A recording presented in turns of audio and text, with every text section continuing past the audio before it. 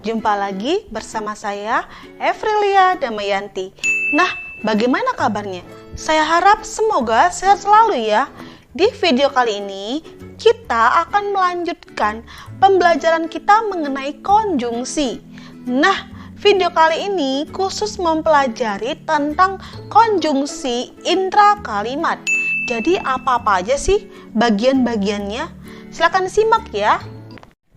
Seperti yang sudah pernah saya sampaikan di pertemuan sebelumnya, bahwasanya konjungsi intrakalimat terdiri dari 3 anak kalimat, yaitu koordinatif, subordinatif, dan korelatif. Sebelum kita masuk ke bagian contoh-contoh anak-anaknya, saya akan memberikan pengertian dari konjungsi intrakalimat. Konjungsi intrakalimat adalah konjungsi atau kata penghubung yang menghubungkan antara klausa anak dengan klausa induk. Nah, arti dari klausa itu adalah kalimat simple yang terdiri dari subjek dan predikat. Loh Bu, kalau saya seandainya ingin membuat SPOK, boleh nggak Bu? Boleh. Kamu boleh menuliskan SPOK atau SPO atau SP saja, boleh. Intinya, klausa itu terdiri dari 1 S dan 1 P. Kalau seandainya kamu menuliskan sebuah kalimat yang terdiri dari 2 S, 2 P, berarti kamu sedang menuliskan 2 klausa. Nah, itulah arti dari klausa. Sekarang kita masuk ke anak dari konjungsi intrakalimat. Yang pertama yaitu konjungsi koordinatif. Ingat ya, konjungsi koordinatif adalah anak dari konjungsi intrakalimat.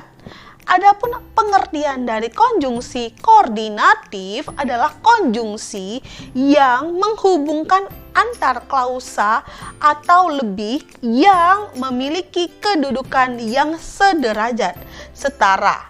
Nah, arti dari konjungsi koordinatif itu adalah konjungsi atau kata penghubung yang menghubungkan antar klausa yang memiliki kedudukan yang sederajat.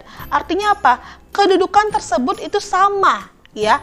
Antara klausa satu dengan klausa yang lainnya itu sama kedudukannya. Itu maksud dari konjungsi koordinatif. Biasanya di dalam konjungsi koordinatif kita sering menggunakan kata kunci seperti padahal, lalu, sedangkan, melainkan, atau, dan, tetapi. Nah, itu merupakan contoh kata kunci yang bisa kita tuangkan ketika kita ingin menuliskan konjungsi koordinatif. Adapun contoh kalimatnya seperti ini. Adik makan lagi, padahal dia sudah makan. Nah, itu merupakan contoh dari konjungsi koordinatif. Di dalamnya ada konjungsi padahal. Padahal merupakan contoh dari konjungsi koordinatif. Selain padahal, kita bisa menggunakan contoh-contoh lainnya seperti lalu, sedangkan, tetapi, dan lain-lain sebagainya. Intinya, ada beberapa poin yang harus kita perhatikan ketika kita ingin membuat konjungsi koordinatif. Anak kalimat yang kedua yaitu konjungsi subordinatif. Konjungsi subordinatif adalah konjungsi atau kata penghubung yang menghubungkan antar klausa yang memiliki kedudukan yang tidak sederajat. Nah, tadi kan kalau konjungsi koordinatif kedudukannya sama, sedangkan konjungsi subordinatif kedudukannya berbeda. Artinya apa? Artinya ada yang tinggi, ada yang rendah. Nah, itu maksud dari konjungsi subordinatif. Adapun contoh kata kunci yang bisa kita gunakan ketika kita ingin membuat sebuah kalimat yang di dalamnya ada konjungsi subordinatif, yaitu agar, untuk, supaya, sebab, karena, seakan-akan, jika, sejak, ketika, walaupun, bahwa, dan lain-lain lagi sebagainya. Nah, kata kunci tersebut bisa kita tuangkan ketika kita ingin membuat sebuah kalimat yang di dalamnya ada konjungsi subordinatif. Contohnya seperti apa, Bu? Contohnya seperti ini ya. Dia datang menemuiku ketika aku mulai melupakannya. Nah, itu merupakan contoh dari konjungsi subordinatif. Nah, kamu bisa menuangkan contoh-contoh lainnya yang intinya terdapat beberapa konjungsi yang di dalamnya berhubungan dengan subordinatif. Anak kalimat yang ketiga yaitu konjungsi korelatif. Konjungsi korelatif adalah konjungsi atau kata penghubung yang menghubungkan antar klausa yang memiliki kedudukan yang setara, baik itu frasa, baik itu klausa maupun kalimat. Nah, konjungsi jenis ini memiliki persamaan dengan konjungsi koordinatif, yaitu kedudukannya setara. Tetapi perbedaannya adalah kalau konjungsi koordinatif itu memiliki satu kata saja, ya, itu koordinatif. Sementara kalau korelatif memiliki dua gabungan kata yang digabungkan menjadi satu.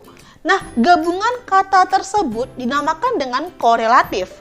Jadi, kedua kata tersebut digabungkan dan tidak boleh dipisahkan. Kenapa? Karena dia sudah satu paket.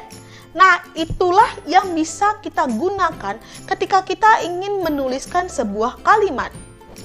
Adapun contoh kata kunci yang terdapat di dalam konjungsi korelatif seperti apa, Bu? Seperti entah sama entah. Entah dan entah adalah satu paket yang kita tidak boleh pisahkan. Nah, entah sama entah bisa kita tuangkan dalam bentuk kalimat seperti ini. Entah benar, entah tidak. Aku pun tidak mempercayainya. Nah, itu merupakan contoh dari konjungsi korelatif. Contoh yang kedua seperti jangankan pun. Jangankan sama pun adalah satu paket yang tidak bisa dipisahkan. Seperti apa kalimatnya, Bu? Seperti ini ya. Jangankan istana, gubuk pun aku tak punya. Nah, itu merupakan contoh dari konjungsi korelatif. Kita bisa menemukan atau membuat kalimat-kalimat yang lainnya yang intinya di dalamnya terdapat konjungsi korelatif. Kamu bisa memperhatikan contoh-contoh berikut yang bisa kamu tuangkan di dalam kalimat. Berikut contoh konjungsi korelatif. Baik, sekian pertemuan kita hari ini mengenai jenis-jenis konjungsi yang terdapat di dalam intra-kalimat. Nah, kalau kamu ada pertanyaan, kamu bisa mengajukan pertanyaan di kolom komentar ya.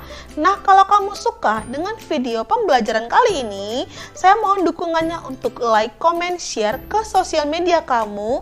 Dan jangan lupa nyalakan tombol lonceng agar kamu mendapatkan notifikasi video terbaru saya. Terima kasih.